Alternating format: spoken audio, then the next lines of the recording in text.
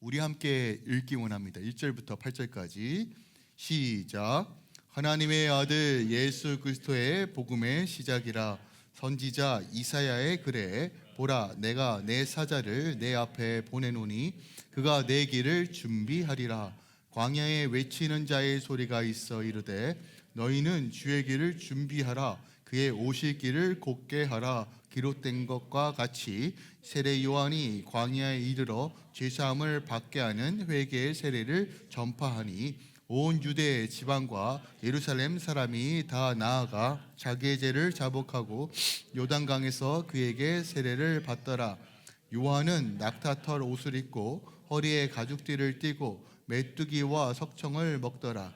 그가 전파하여 이르되 나보다 능력이 많으시니가 내 뒤를 오시나니 나는 굽혀 그의 신발끈을 풀기도 감당하지 못하겠노라. 나는 너에게 물로 세례를 베풀거니와 그는 너희에게 성령으로 세례를 베푸시리라. 아멘. 하나님의 말씀입니다. 오늘 예수 그리스도의 복음의 시작이라는 제목으로 함께 이 말씀 살펴보려고 합니다. 혹시 여러분 길거리 음식 한번 드셔보신 적 있으세요? 캐나다는 뭔가 이렇게 이벤트나 지역 행사 때만 길거리 스트리트푸드가 조금 진행되는데, 한국에 가면 어느 곳에든 길거리 음식을 파는 데가 조금 쉽게 만나볼 수 있습니다. 제가 최근에 좀 약간 충격받은 길거리 음식 중에 하나가 뭐냐면, 혹시 여러분 낭만 핫도그라고 아세요? 핫도그가 낭만이 있나 봐요. 근데 핫도그에 별의별 이상한 것을 다 붙여놨습니다. 진짜 고슴도치처럼 감자를 붙여놓고 오징어도 붙여놓고 별의별 이상한 모양으로 만들어놔가 이게 뭔가, 아니 기껏 커서 먹기도 힘든데 더 먹기 힘들어요. 근데 먹었는데 어머 너무 맛있는 거예요. 근데 제가 한번 그것을 비스무리하게 따라 해보려고 여기 어디죠? H마트 같은 데 가가지고 이렇게 파는 거 있잖아요. 핫도그 같은 거에 문도 붙이고 감자도 붙여보고 튀겼어요. 튀겨서 그 기대감으로 먹었는데 제가 충격을 받았어요. 여러분 혹시 핫도그의 핵심이 뭔지 아십니까? 예? 소세지. 아, 그래요. 맞아요. 안에 소세지를 먹기 위해 핫도그를 먹는 거잖아요. 그죠? 근데 제가 먹었는데 나올 게 안 나오는 거예요. 자꾸 밀가루만 씹히는 느낌? 봤더니 그 나무 꼬다리 끝에 소세지가 요만큼만 있더라고요. 야, 이건 또 뭔가. 혹시 안고 없는 찐빵이란 말 있죠? 그죠? 무슨 말이에요? 팥빵인데 안고가 없어요. 여러분, 핫도그인데 겉은 화려해요. 찐빵인데 겉은 빵 같아요. 근데 속이 있을 게 없어요. 그러면 그게 핫도그라고 말할 수 있나요?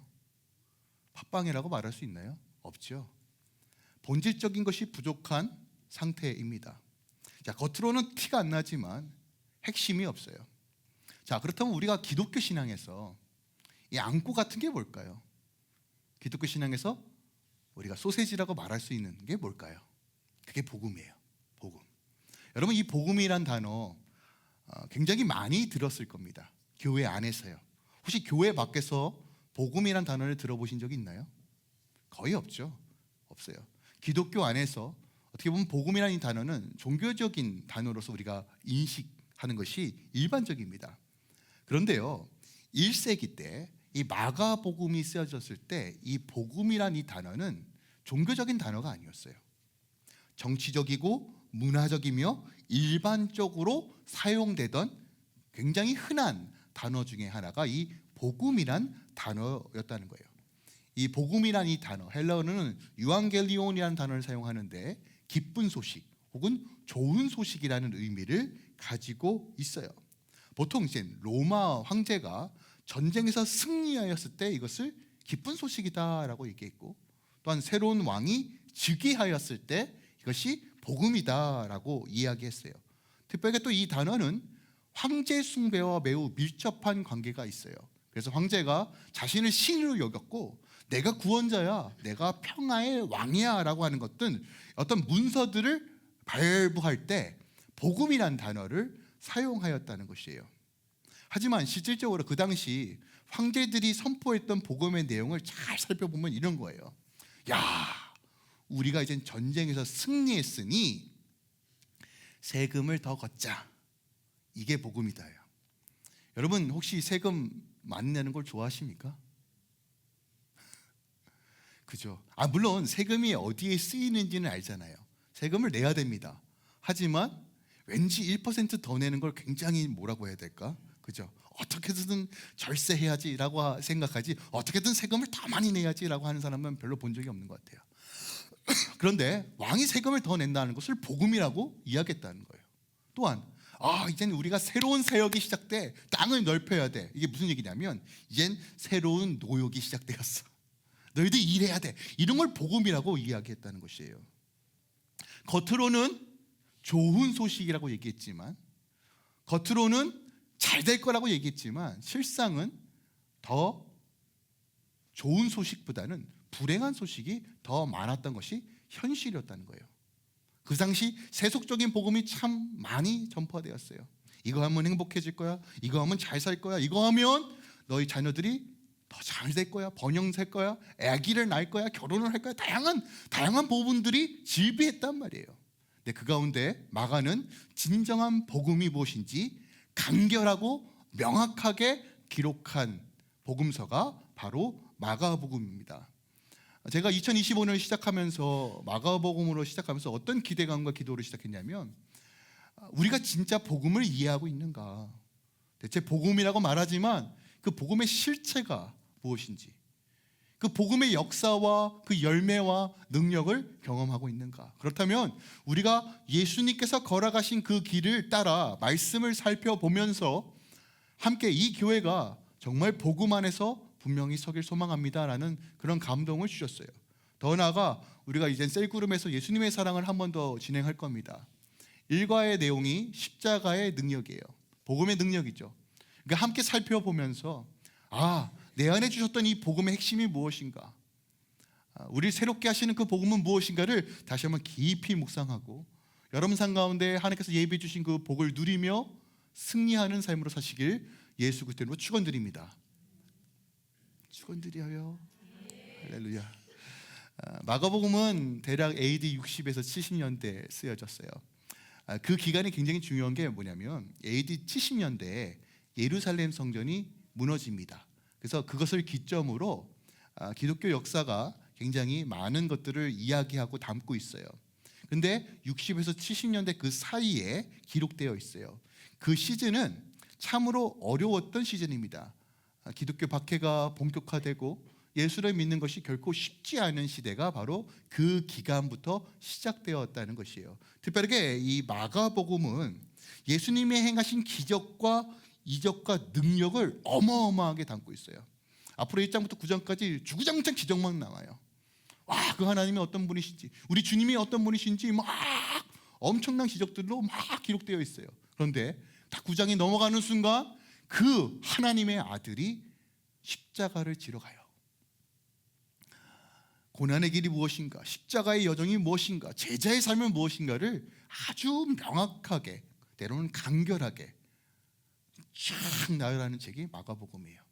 공강복음 중에 가장 먼저 썼던 책이 마가복음이라고 합니다. 그만큼 우리가 이 마가복음을 통과하면서 복음이 무엇인지를 빠르게 그리고 명확하게 이해할 수 있을 것입니다. 특별하게 이 마가복음은 로마에 살고 있는 이방인을 대상으로 기록한 책이에요. 그러니까 처음 유대교부터 예수를 믿었던 사람이 아니라, 개종해서 예수를 믿었던 사람이 아니라 이방인에도 불구하고 복음을 접했던 사람들이 어떻게 믿음을 지킬 것인가, 신앙은 무엇인가, 예수는 누구인가를 명확하게 알 수 있는 책이 우리가 마가복음이라는 거예요. 그러니까 마가복음을 들어가기 전에 오늘 개요니까 그 당시 박해 사항을 좀 이해해 볼 필요가 있어요. 당시 1세기에서 초대교회 때 있었던 기독교 박해가 크게 두 가지로 우리가 구분할 수 있는데, 첫 번째는 유대교인들의 박해예요. 왜냐하면 유대인들 입장에서, 유대교 입장에서 그리스도교는 이단과 같은 거였어요. 우리는 오직 여호와 하나님만 믿는데 너희들은 예수를 믿는다고? 너희들 가짜다.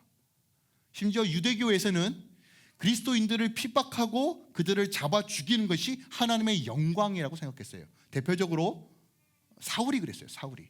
지금은 사도 바울이 되었지만 바울이 되기 전에 사울일 때 그렇게 예수 믿는 사람을 잡아서 가뒀고, 또한 대표적인 사건이 사도행전 7장의 스데반 집사의 순교 사건이에요. 그 사건을 인하여 이제 본격적으로 교회가 유대인들에게 핍박을 받기 시작합니다. 또 하나, 그 당시 로마의 박해가 본격화되던 시제예요. 그 시작이 바로 네로 황제입니다. 네로 황제. AD 64년에 로마 도시에 큰 화재가 일어납니다. 로마 도시가 14구역으로 나눠져 있는데 그중에 10구역이 완전히 다 없어져요. 그중에 3군데는 완전히 소멸됩니다. 당시 소문이 어떻게 나냐면 네로가 미쳐서 일부러 불을 질렀다라는 소문이 퍼지기 시작해요. 그래서 네로가 이것을 무마시키기 위하여, 혹시 여러분 그 이야기 아시죠? 그 소문은 소문으로 덮는다. 영화 대사인데요. 이슈는 이슈로 덮는다. 그래서 네로가 타겟을 정합니다. 이거 불 지르는 거 기독교인들이다. 얘네들은 원래 미신적이고 비도덕적인 집단이고, 또한 전통적으로 우리가 섬기는 이 신들을 배제시키는 혐오의 대상이다라고 아예 지정을 해버려요. 가짜 뉴스를 퍼뜨립니다. 그리고 본격적으로 로마로부터 핍박과 어려움을 당하는 시즌이 시작됩니다. 당시 자료를 찾아보면 정말 말도 안 되게 순교했던 수많은 사람들이 있습니다. 원형 경기장은 그냥 예시고요. 뭐 십자가에 못 박히고 짐승의 탈을 쓰고 일부러 짐승들에게 먹히기도 하고, 찢어서 막 갈기갈기 찢기기도 하고, 산채로 매달라 기름 부어서 밤에 불을 붙여서 등대처럼 사용하기도 하고, 약간 별의별 수단으로 그리스도인들이 참 많이 죽었습니다. 그 계기가 바로 그 당시 로마 네로 황제로부터 오는 핍박과 어려움이었어요. 그러니까 유대교로부터 또 로마로부터 어마어마한 핍박과 어려움을 당했던 것이 당시 1세기 교회의 모습이었습니다. 그때 그 긴박한 상황 속에서 주어진 복음서가 이 마가복음이에요. 왜 예수인가? 왜 복음인가? 왜 예수를 믿어야 하는가? 왜 예수가 답인가? 도망갈 수 있었어요. 살려면 예수를 부인하면 돼요. 예수를 믿는 이유보다 안 믿어야 될 이유가 넘쳐나던 그 시절에 왜 그들은 숭고한 죽음을 선택했는가요? 그 이유는 하나입니다. 예수가 진리라는 걸 깨달았기 때문에 그래요. 그리고 그 진리가 명확하게 기록되어 있는 복음서가 바로 마가복음입니다. 예수 안에 영원한 생명이 있고, 이 복음이 우리 안에 전인격적인 구원과 회복이 있다는 것을 깨달은 것이에요. 예수를 믿는다는 건 단순하게 죽어서 천국 가는 그런 개념의 복음이 아닙니다, 여러분. 이 땅에서 하나님 나라를 누리는 복, 전인격적인 구원, 그 핵심이 바로 복음 안에 있다는 거예요. 그리고 예수 안에 있다는 것을 발견했기 때문입니다. 여러분 기억하세요. 하나님 말씀은 어제나 오늘이나 영원토록 동일한 진리예요. 과거에는 이렇고 지금은 다르다? 아니요. 하나님 말씀대로 성취하시고 이루시는 분이에요. 그 진리의 말씀, 복음을 우리가 온전하게 깨달을 때, 복음을 더 깊이 마주할 때, 복음으로 살아낼 때 하나님은 동일하게 역사하시는 하나님이라는 거예요.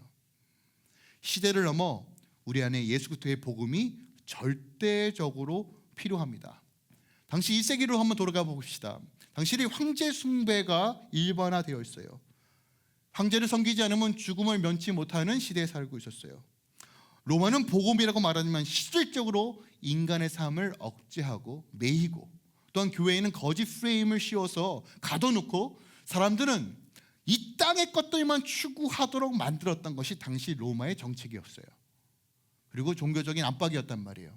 하지만 마가는 복음서를 통해서 주님이, 예수가 하나님의 아들이시며 모든 것들이 복음으로 시작했을 때 우리 삶 가운데 명확한 구원이 이루어짐을 선포하고 있습니다. 특별하게 뿔뿔이 흩어졌던 디아스포라 유대인들, 디아스포라 그리스도인들에게 예수로 인하여 다시 우리가 회복되고 구원이 이루어진다는 것을 선언하고 있어요. 이 메시지는 여전히 우리에게도 필요합니다. 왜 그럴까요? 저희가 작년에 요나서를 마무리 짓지 못했어요. 그 이유가 있습니다. 오늘 하려고 했어요. 혹시 요나서의 이야기 우리가 5편을 통해서 진행했는데, 요나는 누구를 대표한다고 제가 말씀드렸어요? 기존 신자들이에요. 교회들, 성도들, 오랫동안 나 하나님 알아? 나 신앙생활 해봤지? 했던 사람들을 대표한다고 말씀드렸어요. 우리가 많이 오해하는 것 중에 하나는 뭐냐면, 복음은 예수를 믿지 않는 사람에게 필요한 것이 복음이다라고 생각해요. 아니요. 요나서는 철저하게 지금 우리가 복음이 필요하다는 걸 가르쳐주고 있어요. 하나님의 음성도 들어요. 말씀도 알아요. 그런데 하나님의 마음을 몰라요. 요나는요. 요나서 마지막 부분입니다. 보세요. 4장 10절인데, 여호와께서 이르시되 내가 수고도 아니하고 재배도 아니하였고 하룻밤에 났다가 하룻밤에 말라버린 이 박농쿨도 아꼈거늘 하무며 이 큰 성읍 니느웨에 자 우를 분별하지 못하는 자가 12만여 명이요 가축도 많이 있나니 내가 어찌 아끼지 아니하겠느냐. 하나님은 피조생애를 아끼십니다. 특히 인간을 너무 사랑하세요. 근데 인간을 버리신다고요? 그건 하나님 뜻이 아니에요. 요나도 자신이 하나님의 전적인 은혜로 구원받았다면 다른 사람들도 하나님의 은혜로 구원받을 수 있다는 사실을 깨달아야 하지만, 본인의 구원만 합당하고 저 악한 니느웨는 멸망당해야 된다고 생각했어요. 복음을 제대로 이해하지 못한 거예요. 오늘날 우리가 복음을 이해함에 있어서 굉장히 좁은 시각으로 이해하는 경우가 너무 많아요. 마가복음을 통해서 정말 하나님의 마음을 꿰뚫어보는 은혜가 있길 소망합니다. 그 복음의 역사들이 여러분의 가정과 여러분의 삶에서 열매 맺고 하나님의 그 풍성하고 부유하심을 누리는 2025년 되길 소망합니다. 저는 오늘날 교회가 자꾸 힘이 없어 보이고 성도들이 작은 문제도 휘청휘청하는 이유는 여러분 복음의 진리를 맛보지 못해서예요. 명확합니다. 1세기 로마 황제가 좋은 소식이라고 말했지만 아닌 것처럼 오늘날 예수를 믿어도요, 여전히 어떤 특정 인물이, 어떤 특정 정치인이 마치 메시아처럼 숭배하고 따라가는 모습을 보게 됩니다. 어떤 정치적 이념과 어떤 철학이 마치 여전히 우리를 행복해 해줄 수 있을 거라고 착각하고 생각하는 사람들이 너무 많아요. 여전히 예수를 믿으면서도요. 제가 다놓고 말씀드립니다. 그 어떤 인물도 이 세상을 구원할 수 없어요. 그 어떤 정치인도 우리를 구원해 줄 수 없어요. 그 어떤 이념과 생각도 철학도 이 세상을 구원할 수 없어요. 우리가 중보하고 기도할 수는 있어요. 왜요? 하나님께서 세워주신 권위에 대해서 나를 위해서 어떤 사람을 위해서 기도해 줄 수 있습니다. 하지만 그 사람들이 메시아는 아니란 말이에요. 오늘 본문이 우리에게 다시 한번 선포하는 건 뭐냐면 예수가 전부라는 겁니다. 주님이 복음이라는 것이에요. 지금 우리가 이것을 회복해야 돼요. 또한 세상이 교회를 향한 프레임은 어떤 프레임을 씌웠습니까? 혐오와 비협조적이고 무식하고 막대 먹었다. 저것 봐라. 지금 길거리에서 호소하는 사람들 다 기독교인들이다. 쟤네들 말귀도 못 알아듣는다. 상식적이지 않다. 이거 다 프레임 씌우잖아요. 여러분 예수 믿는다는 게 얼마나 지금 어려운 시대에 살고 있는지 아셔야 돼요. 그냥 교회지 민, 저 같은 사람들은 잘 느끼지 못하지만 제가 성도님들 마주하고 이야기 들을 때마다 직장에서 느끼는 그런 괴리감과 그 공격들이 어마어마하다는 걸 알아요. 특히 젊은이들 예수를 믿는다고 얘기하면서 불이익을 당하는 경우가 어마어마합니다. 승진 못하고 월급 깎이고 쫓겨나고 레이오프 당하고. 우린 그런 실질적인 상황 가운데 지금 살고 있어요. 핍박과 조롱과 혐오라는 이 프레임 속에서 우리는 마가복음에 다시 한번 집중해야 됩니다. 예수께 집중해야 돼요. 복음이 무엇인지 명확하게 아셔야 됩니다. 알아야지만 흔들리지 않고 복음으로 살아내야지만 그 기쁨과 능력을 경험하는 것입니다. 세상에서 제공하는 어떤 맛보다 사라지는 어떤 시시코너에서 제공하는 그런 복음의 수준이 아니라, 물론 저도 이제 시시코너 가면 먹기도 하고 애들도 좋죠. 저는 이제 근데 솔직하게 저는 성격상 이렇게 막 가서 찾아가서 이렇게 먹는 걸 별로 안 좋아해요. 근데 꼭 우리 가족, 저를 제외한 가족들은 시시코너에 가면 꼭 이렇게 줄을 서요. 그리고 먹으면 맛있으면 또 가면 저희 아들 딸들이 아빠 배고파. 아니 뭘 배고파? 이걸로 배 채우는 거 아니잖아요. 배고프다고 계속 얘기해요. 근데 여러분 그 시시코네에서 주는 거 정말 많이도 안 주잖아요. 저 요만큼 주잖아요, 그죠? 근데 이런 수준의 복음을 맛보면서도 만족하시는 분들이 너무 많아요. 아니요, 복음은 그런 수준이 아니란 말이에요. 십자가의 능력은 그런 수준이 아니란 말이에요. 그러니까 나도 모르니까, 나도 맛보지 못하고 그냥 표면적으로 복음이 이렇대라고 하니까 우리 안에 능력이 없는 거예요. 저는 이 시절에 여러분의 삶에 이 마가복음에서 전하고 있는, 이 성경이 말하고 있는 복음의 핵심을 꿰뚫어보고 진짜 복음을 맛보며 증거하는 삶, 세상을 향하여 예수 그리스도가 복음이다라는 이 놀라운 비밀들을 풀어내시길 축원드립니다. 축원드립니다. 여러분 복음만이 죽음에서 생명, 절망에서 소망, 깨어짐에서 완전히 채워지는 삶이 이루어지는 거예요. 다른 것으로는 이 문제를 해결할 수 없어요. 명확합니다. 오직 예수 그리스도의 복음만이, 세속적 복음만이 아니라 오늘 이 말씀에 담겨진 복음만이 우리를 온전히 회복시킬 수 있습니다. 혼돈과 박해와 어려움과 불안한 세상 속에서 마가는 오늘 복음서를 이렇게 시작합니다. 우리 1장 1절 우리 함께 봉독할까요? 시작. 하나님의 아들 예수 그리스도의 복음의 시작이라. 우리 한 번 더 선포할까요? 시작. 하나님의 아들 예수 그리스도의 복음의 시작이라. 자, 이 한 구절에 그가 말하고자 하는 모든 답을 다 넣었어요. 복음이 무엇이에요? 그가 하나님의 아들이시라는 거예요. 그가 예수라는 거예요. 여러분 예슈아라는 이 단어는 여호와는 구원이시다요. 자기 백성들을 구원할 자이다라는 뜻이에요. 그리스도예요. 뭐예요? 기름 부은 받은 자, 메시아라는 거예요. 하나님의 선택과 권세와 능력을 가지고 계신 분이에요. 이게 복음이다라는 거예요. 기쁜 소식이라는 거예요. 그러므로 하나님의 아들이신 것과 그가 우리 주 예수라는 것과 그가 그리스도라는 것을 우리가 아는 것이 복음이다라는 것입니다. 그래서 주님을 아는 것이 복음이에요. 주님과 교제하고 눈 마주하는 것이 복음이에요. 주님과 동행하여 주께서 주시는 그 거룩한 열매를 맺는 것이 복음의 실체라는 것이에요. 예수 안에 소망이 있고 예수 안에 구원이 있습니다. 특별하게 제가 오늘 주목하고 싶은 것은 복음의 시작이라는 거예요. 시작. 혹시 여러분들 히로즈 영화 좋아하십니까? 뭐 슈퍼맨이나 배트맨이나 최근에 어떤 그런 영화도 나왔잖아요. 뭐 또 슈퍼맨 비긴, 배트맨 비긴. 무슨 말이에요? 어떻게 이 탄생의 비하, 뿌리, 근원에 대한 내용을 담고 있는 거잖아요. 비긴이라는 이 시작이라는 단어가. 여러분 예수 그리스도의 복음의 시작이다라고 표현해요. 여러분 이게 어떤 의미인지를 아셔야 돼요. 무엇이냐면 복음을 듣고 온전히 반응하기 위해서는요, 우리의 모든 삶의 영역의 시작이 예수여야 한다는 거예요. 다시 말씀드립니다. 우리의 출발점이 어디여야 한다고요? 우리 주 예수 그리스도예요. 여기서부터 시작되어야만 구원이 있다는 거예요. 우리 상관이 다 출발점이 다르다고 생각해요. 누구는 흙수저, 누구는 금수저, 누구는 재능이 있고 없고. 아니요, 이거 다 떠나서 여러분 기억하세요.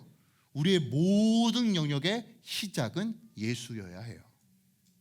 그래야지만 복음을 누리는 거예요.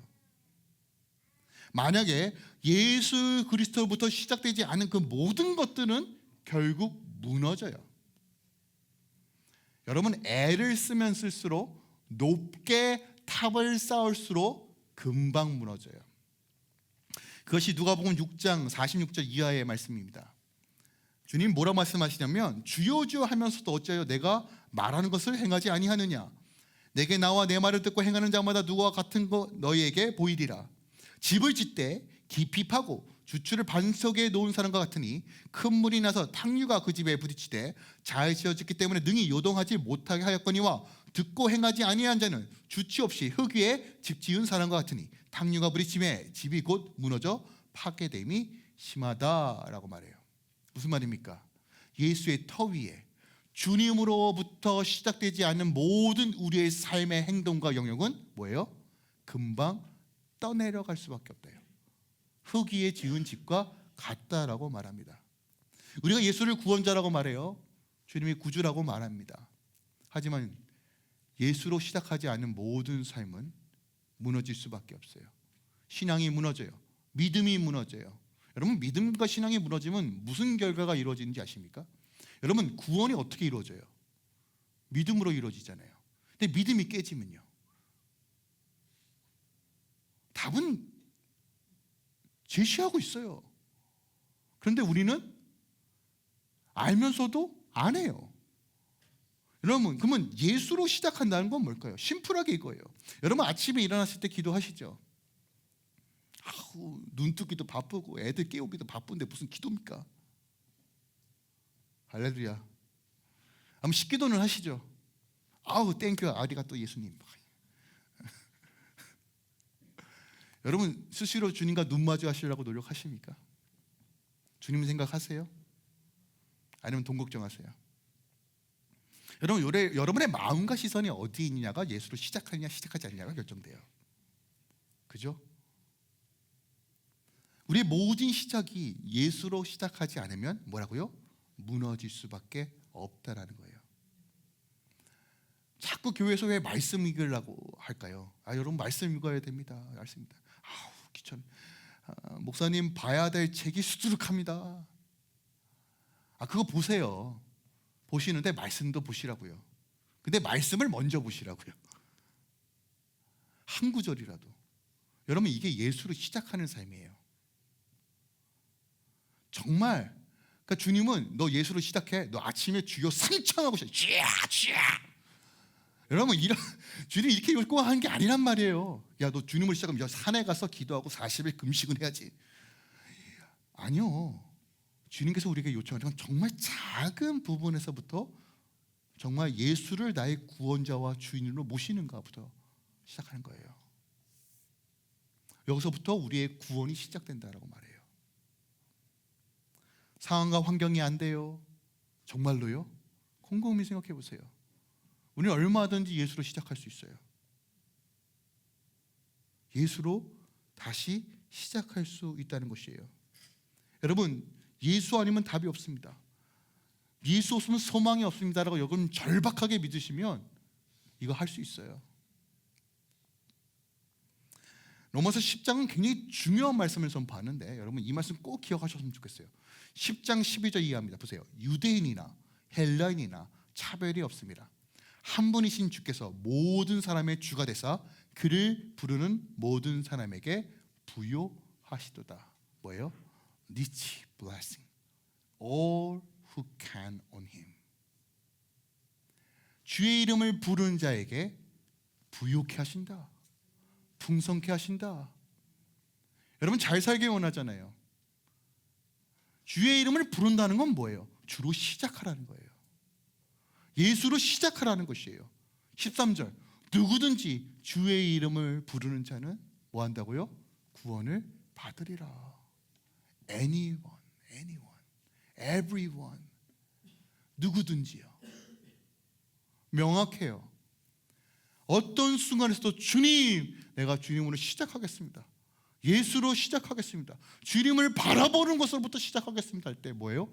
구원이 이루어진다는 것이에요. 어떤 상황이든 어떤 환경이든 내가 예수의 이름을 부르고 예수의 이름으로 시작할 때 주는 우리를 부요케 하시며 회복케 하신다고 명확하게 약속하고 있어요. 여러분, 믿음의 고백으로 복음이 시작되는 거예요. 구원의 시작은 주님을 부를 때 이루어지는 일들입니다.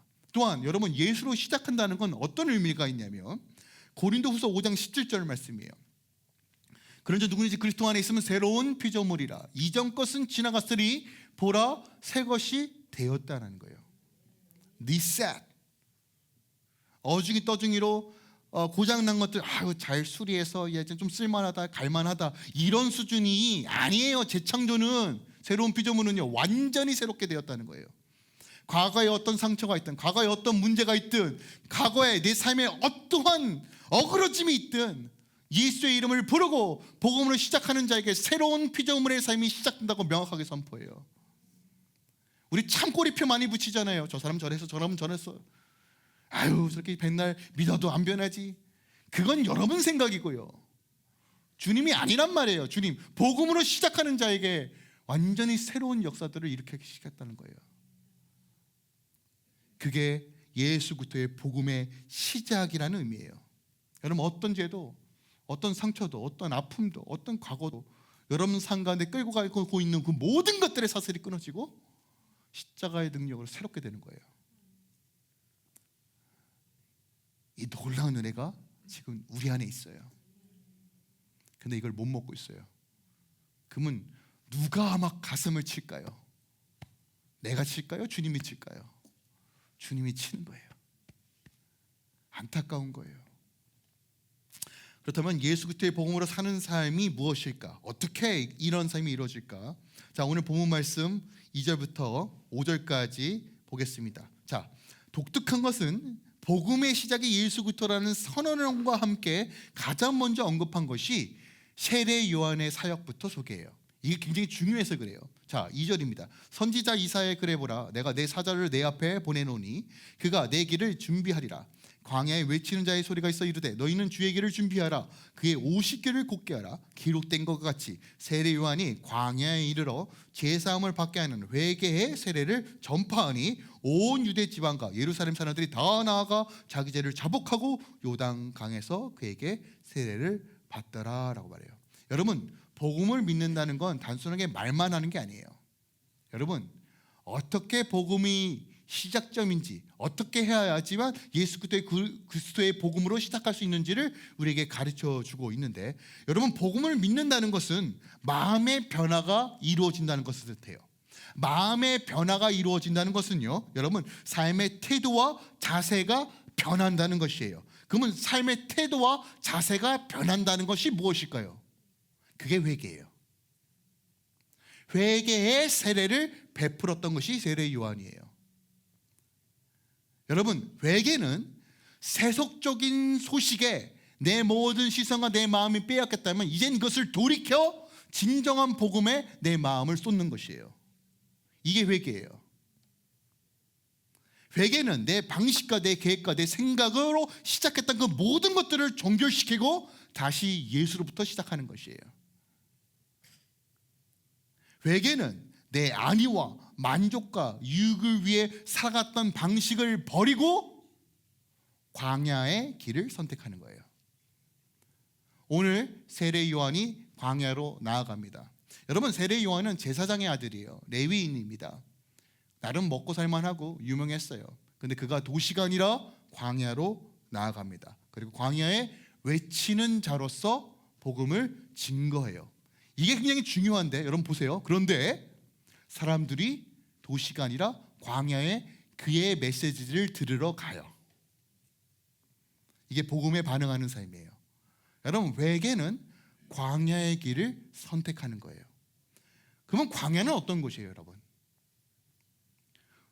주의 말씀, 주님을 의지할 수밖에 없는 곳이 광야예요.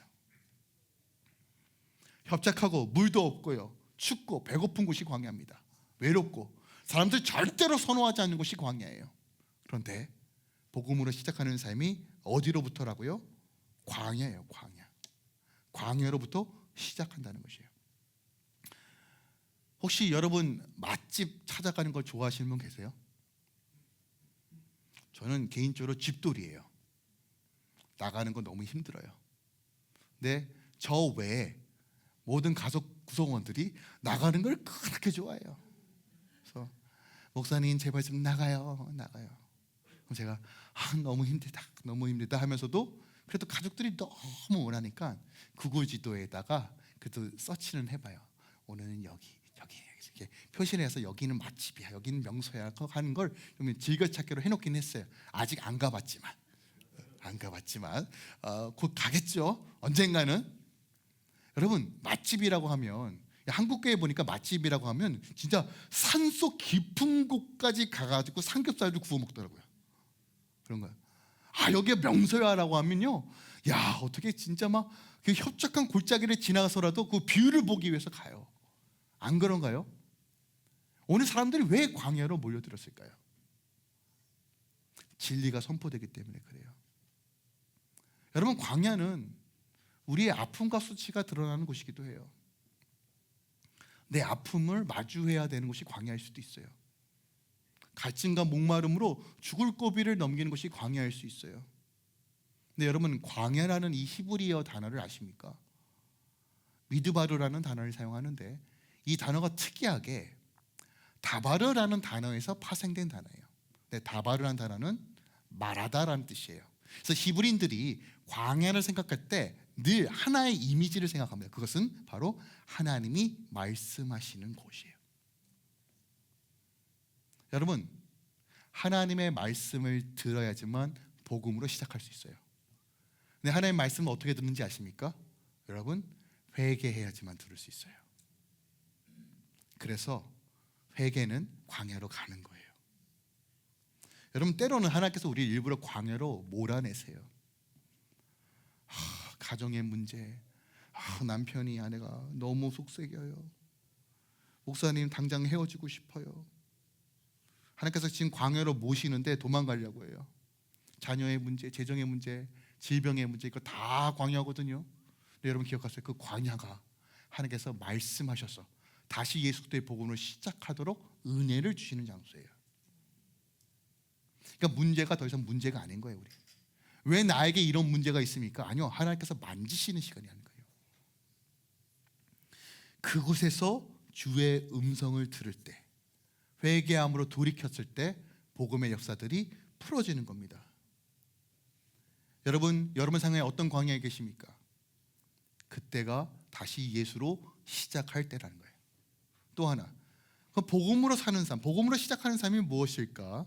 오늘 6절에 보니까 요한은 낙타 털으로 옷을 입고 허리에 가죽띠를 띠고 메뚜기의 석청을 먹더라라고 표현됩니다. 자, 광야에서 어떻게 생활했는지, 낙타 털을 옷을 입고 메뚜기와 석청을 먹었대요. 아, 복음으로 살기 위해서는 이렇게 누추한 옷을 입고 단식해야 되는구나 라고 해석하면 안 돼요. 자, 이것은 무엇을 의미하냐면 복음에 집중된 심플 라이프를 얘기하는 거예요. 여러분, 복음으로 사는 삶은 굉장히 단순합니다. 근데 우리는 여전히 분주하죠. 굉장히 바쁘잖아요. 아침에 일어나면 목사님, 애도 깨워야 되고 옷도 입혀야 되고 도시락도 싸야 되고 정신없어요. 그러다가 직장도 가야 되고 하루가 어떻게 가는지 모르겠어요. 그죠? 벌써 2주가 지났어요. 2025년. 눈 깜빡하면 아마 여름일 거고 어머 하는 순간 2026년일 겁니다. 그죠? 우리가 정신을 안 차리면 어떻게 시간이 가는지 몰라요. 그죠? 분주함이 넘쳐납니다. 목사님 이것도 해야 되고 저것도 해야 되고 돈도 벌어야 되고 건강 챙겨야 되고 하여간 너무 바빠요. 이게 우리 인생 아닙니까? 근데 여러분 기억하세요. 복음의 능력으로 사는 삶은 단순해져요. 왜 그럴까요? 예수로 시작하기 때문에 그래요. 여러분, 이게 지혜란 말이에요. 지혜. 불필요한 것들을 제거하고 단순하게 사는 거. 특별하게 여러분, 세례 요한이 바빴을까요? 안 바빴을까요? 퀴즈. 여러분, 세례 요한이 대략 1년에서 2년 동안 사역했다고 생각할 수 있어요. 역사적 배경을 보면 대략 AD 28년에서 29년에 사역했고 그 후에 바로 예수님께서 사역하셨고 그리고 순교하였으니까 대략 사역의 기간이 길어야 2년입니다. 2년이에요.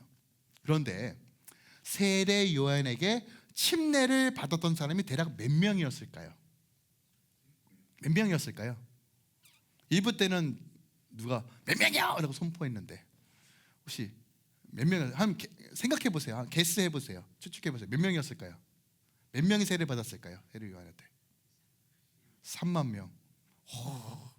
자, 산술적으로 계산해 봅시다. 3만 명, 2년이면 대략 600일이라고 계산했습니다. 하루에 몇 명이 세례를 받아야 돼요? 3만 명이면. 수학 선생님 어디 계세요? 좀 계산해 주세요. 네? 하여간 꽤 많겠죠? 꽤 많아요. 혹시 여러분 침례 줘 보신 적 있으세요? 목회자는 별로 없죠. 여러분 한 사람만 침례줘도요 사람의 무게가 달라요. 큰 사람 되게 힘들거든요. 자, 700명은 대략 한 하루에 한 800명, 900명 줬겠네요. 그죠? 요단강에서 여러분 2초에 한 명씩 줘도 800초예요. 바빠요, 안 바빠요? 근데 이건 그냥 대략 당시 그 예루살렘 그 근방에 유대인들이 대략 50에서 100만 정도가 살았대요. 그래서 최대치로 어떤 학자는 30만까지도 봐요. 침례받은 사람을. 저는 이게 좀 과장됐다고 생각하는데 대략 진짜 3만이라고 생각해도 어마어마한 숫자인데 10만이면 정말 눈코 뗄 수 없이 바빴을 거예요. 그런데 침례만 줬나요? 세례만 줬나요? 말씀도 전했어요. 아마 잠도 안 자고 그 일을 했을 겁니다. 그죠? 그런데 그가 이렇게 선포해요. 그의 메시지를 잘 보시면 복음으로 시작하는 삶의 핵심이 뭔지를 알 수 있어요. 8절입니다. 보세요. 8절. 나는 너에게 물로 세례를 베풀거니와 그는 너에게 성령으로 세례를 베푸시라. 예수 그리스도의 복음의 시작이 어디서부터라고요? 성령이에요. 성령 하나님이 우리 안에 역사하실 때 우리 삶은 단순해지는 거예요. 명확해지는 거예요. 질서가 세워지는 것이에요. 분주함이 아니라 하나님의 나라로 정렬되는 겁니다. 왜 내 삶이 자꾸 분주하고 어그러지고 깨질까요? 본론부터 말씀드리면 여러분 성령 받으셔야 돼요.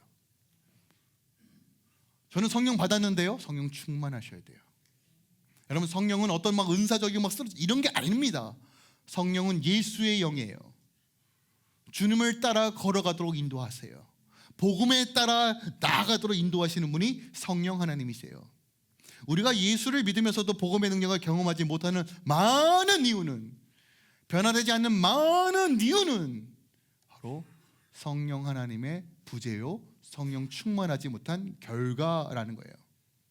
여러분 내 안에 성령께서 인도하시기 시작하고 복음의 능력이 실체가 되는 순간 어떤 일이 벌어지느냐, 오늘 예배 전에 선포했던 시편 16편 11절 말씀이에요. 우리 한 번 더 선포할까요? 시편 16편 11절입니다. 시작.